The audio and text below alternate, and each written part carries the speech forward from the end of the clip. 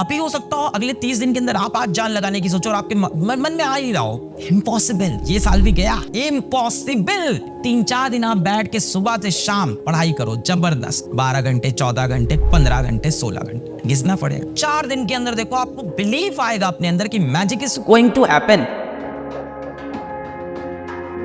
जो आप डिसीजंस ले रहे हो उनको कई बार चेक करो, डर लगे तो गलत डिसीजन लेना बंद करो, दिन भर डरना बंद करो, इस जगह एग्जीक्यूशन पे बिलीव करो। तभी तो बोलते हैं डर के आगे जीत है, तो सिंपल सी लाइन यहीं से तो आई है, डर के आगे जीत, डर के अंदर जीत नहीं है, तो वहां से निकलना ही होगा। ये ह्यूमन नेचर है, ये ह्यूमन इमोशंस है, कहीं जा नहीं सकते। अगर कोई इंसान आपसे आके यूट्यूब पे बोल रहा है, कोई इंसान का आप मोटिवेशनल वीडियो देख रहे हो, डर को मैंने मार दिया, नहीं बच्चा, ये ह्यूमन इमोशंस हैं। डर, जेलसी, एंगर, हैप्पीनेस, सैडनेस, ये सारे ह्यूमन इमोशंस हैं। जो एक इंसान इससे ओवरकम कर लेगा फिर तो साधु संत बन जाएगा। सबके अंदर होते हैं, हर किसी के अंदर है। अपना फोकस चेंज करना पड़ता है हमेशा। एक टाइम ऐसा है मेरी लाइफ का जिस फेज के बारे में मैंने कई बार बात किया और आई थिंक बहुत जल्द आप लोगों को शायद उसके बारे में पता भी चलेगा। तो आपको उस फेज के बारे में मेरे पता चलेगा जिस फेज में मैंने लाइफ का अपना सबसे टफ टाइम फेस किया और कैसे निकला वहां से, सिर्फ और सिर्फ फोकस शिफ्ट कर। फोकस शिफ्ट, ये बड़ा इंपॉर्टेंट। फोकस शिफ्ट होने बड़ा आसान लग रहा है, बड़ा डिफिकल्ट होता है और बड़ा इंपॉर्टेंट।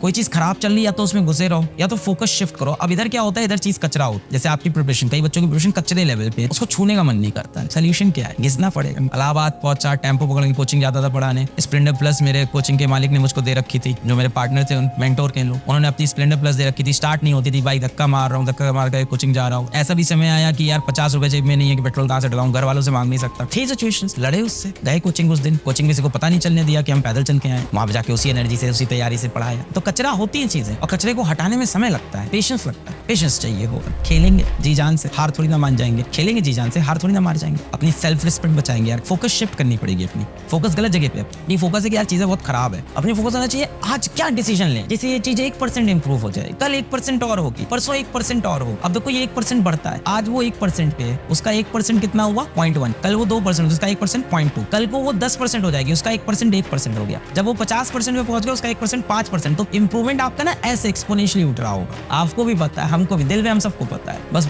होता क्या है कि हमें किसी के ऊपर अपने जीवन के ब्लेम डाल लें। अगर आप आज से भी अपनी जान लगाना स्टार्ट, तो जब भी ना कोई भी चीज का, ऐसे मान लो आपकी सक्सेस को अगर हम देखें और आपके हार्डवर्क का अगर हम ग्राफ देखें, सक्सेस वर्सेस हार्डवर्क, तो बड़ा ये अजीब सा ग्राफ है जो हमने अपनी लाइफ से एक्सपीरियंस किया। पता नहीं इसके लिए जो फैशनेबल यूट्यूबर्स है वो कैसे समझाते हैं इसको, भाई हम तो फिजिक्स के टीचर हैं, ऐसे ही समझा पाएंगे। तो सक्सेस और हार्डवर्क का जो ग्राफ है ना वो बहुत अजीब सा है। वो ग्राफ यूं चल, और सबसे बड़ी दिक्कत होती है इस ग्राफ में, मैक्सिमम लोग गिव अप करते हैं इस ग्राफ में। यहाँ पे इस जगह पे मैक्सिमम लोग गिव अप कर जाते हैं और ग्राफ यूं उठता है। स्टार्टिंग में आप इतनी हार्ड वर्क डालोगे और आपको कुछ इंप्रूवमेंट ही नहीं दिखता। dy/dx से बढ़ रहा है, इसकी जो स्लोप है वो बढ़ रही है, एक्सपोनेंशियल ग्राफ। इसकी स्लोप देखो कितनी तेजी से बढ़ रही है, ये रेट ऑफ चेंज कितनी तेज। अभी हो सकता हो अगले 30 दिन के अंदर आप आज जान लगाने की सोचो और आपके मन में आ ही रहा हो इम्पॉसिबल, ये साल भी गया, इम्पॉसिबल। इट्स द थिंग कि आप अभी इस फेज को झेलना नहीं चाहते और इसको झेले बिना ये फेज नहीं आएगा। ये फेज आपको निकालना पड़ेगा। शायद इनिशियल 3 से 4 दिन आपके ये फेज वाले, 3-4 दिन आप बैठ के सुबह से शाम पढ़ाई करो जबरदस्त, 12 घंटे, 14 घंटे, 15 घंटे, 16 घंटे। 4 दिन के अंदर देखो आपको बिलीव आएगा अपने अंदर कि magic is going to happen, magic is going to happen. There was a time I kept posting, मैं अपनी स्टोरीज हमेशा सुनाता हूं, आप रिलेट करोगे कहीं ना कहीं, हमारी आपकी कहानी सिमिलर है। आप उस एग्जाम को चेस कर रहे हो, मैं अपने किसी और ड्रीम को चेस कर रहा था उस टाइम पे। मैं फेसबुक पे पोस्ट डालता था, छोटे छोटे मीम्स बनाता था। आप आज भी देख करो physicswala.com। अब उस पेज को शायद चेंज करके इन लोग ने फिजिक्स वाला अलग पांडे कर दिया। इन लोग मतलब टीम ने फिजिक्स वाला अलग पांडे, फिजिक्स वाला WALA नॉट वल्ला,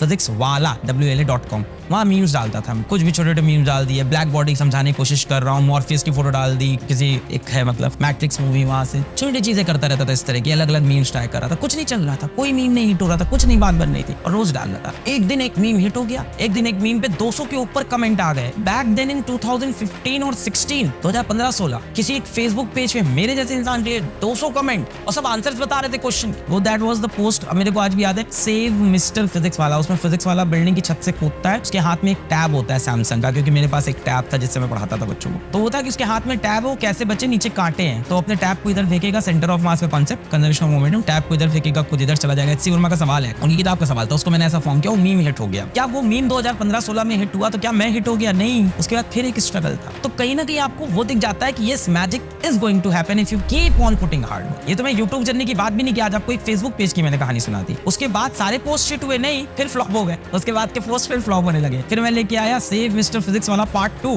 वो भी फ्लॉप हो गया। पहले पार्ट से मुझे लगा कि यस, आप इस फेज में हो अभी। ये फेज से अगर आप निकल आए 3 से 4 दिन, 14 से 15 घंटे के अंदर, आपको दिख जाएगा मैजिक इज गोइंग टू